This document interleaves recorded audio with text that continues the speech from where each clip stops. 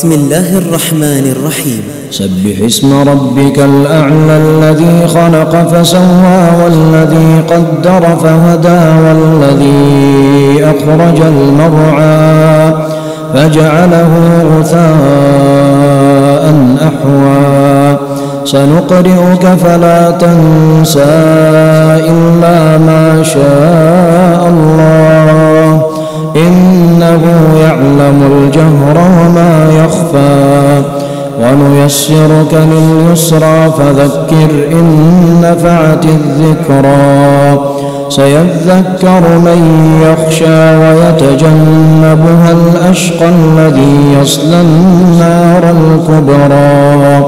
ثم لا يموت فيها ولا يحيا قد أفلح من تزكى وذكر اسم ربه فصلى بل تؤثرون الحياة الدنيا والآخرة خير وأبقى